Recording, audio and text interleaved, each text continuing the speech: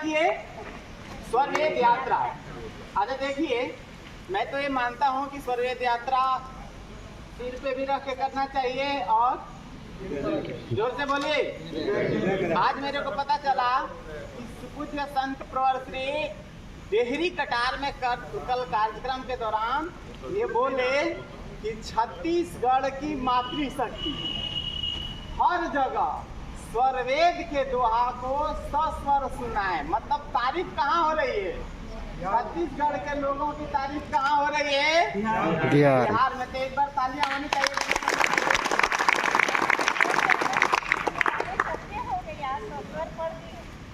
दूसरी बात यह है, सुपूज्य संत प्रवर से समय दिए हैं कि हम अब कम लोगों का नहीं और केवल मातृशक्ति का ही नहीं, चाहे मातृशक्ति हो अथवा युवा शक्ति या हमारे जो भाई लोग हों, सबके साथ स्वरवेद का दोहा सुनने वाले हैं। कौन? सुपूज्य संत प्रवर श्री। तैयार हैं आप लोग? क्या पक्का? कहाँ होना चाहिए? हम लोग चर्चा किए थे तो उस समय पता चला कि श्री फोर्ट ऑडिटोरियम में मार्च तक हो सकता है, लेकिन सिग्नल देना किनको है? आप लोगों को। क्या सिग्नल? कि हम याद हैं, हम तैयार है। स्वरवेद है क्या? आप सब लोग जानते हैं। स्व मतलब आत्मा, स्व मतलब परमात्मा और वेद मतलब ज्ञान।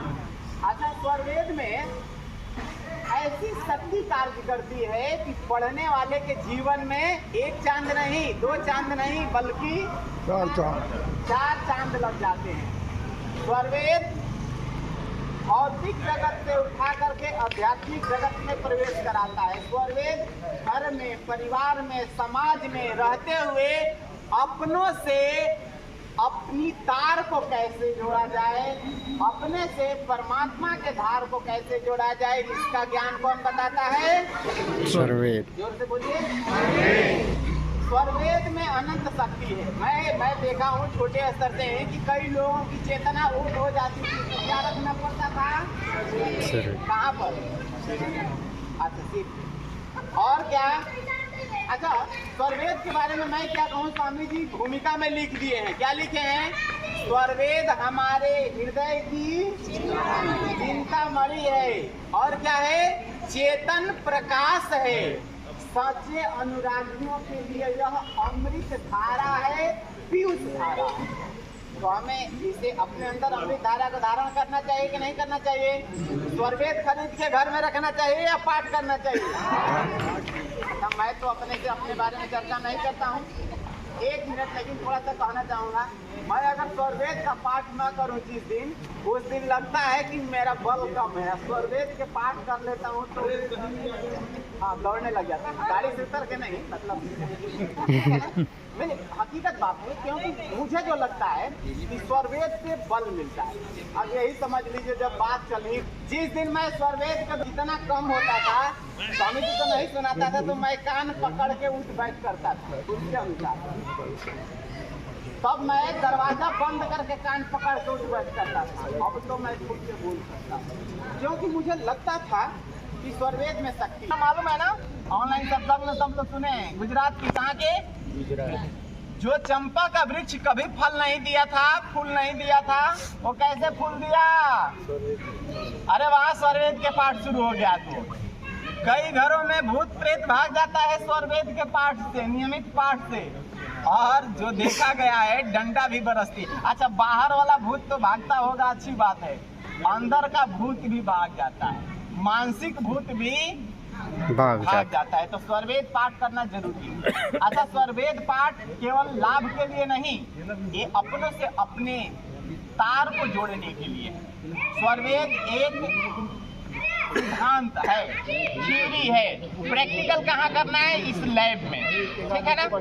स्वरवेद के पाठ से बोलिए सद्गुरुदेव के जय। स्वरवेद के पाठ से वाणी का तप होता है, तन मन आत्मा में खुशहाली आती है, जीवन खुशियों से भर जाता है, संकट टलने लगता है। ध्यान दीजिए, ध्यान में अगर प्रगति प्राप्त करना है तो कौन सा अध्याय का पाठ करना चाहिए?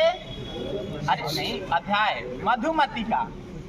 मधुमती का पाठ करेंगे तो ध्यान में तेजी से वृद्धि होगी। ये समोसा भैया रुक जाइए। तो होने लगता है। दूसरी बात, अगर नाम शब्द का पाठ किया जाए तो संकट टलने लगता है। जो घर में धन नहीं टिकता है उसमें वृद्धि होने लगती है, दिखता है कि धन टिकता है, और भी अनेक लाभ मिलता है। कुल मिला के कोई भी दोहा पढ़ा जाए, कोई भी अध्याय का पाठ किया जाए, हमारे लिए वो एक दोहा महामंत्र है। इसका पठन पाठन हर घर में होना चाहिए, और सिर्फ अपने घर में ही नहीं होना चाहिए, हमें ठानना होगा कि यह पाठ अन्यों के घर में भी हो। तो तैयार हैं इसके लिए? स्वरवेद का प्रचार करेंगे। स्वामी जी कहते हैं स्वरवेद, बीजक और चतुर्वेदीय ब्रह्म विद्याभास ये संस्थान के प्रमुख ग्रंथ है। इसको सभी गुरु भाइयों को पढ़ना चाहिए और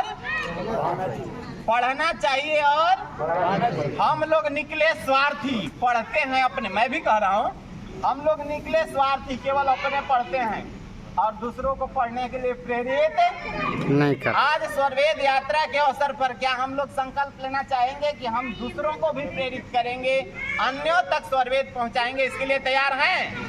कितने लोग तैयार हैं? कुछ लोग तो हाथ नहीं उठा रहे हैं। क्या भाई थोड़ा कैमरा में दिखाइएगा तो कितने लोग तैयार हैं? मैं तो तैयार हूँ। हाँ, बोलिए सदगुरुदेव की जय। सबसे नवयुवक श्रीमान जी.आर. साहू जी दोनों हाथ उठाए थे, इनके लिए जोरदार तालियां।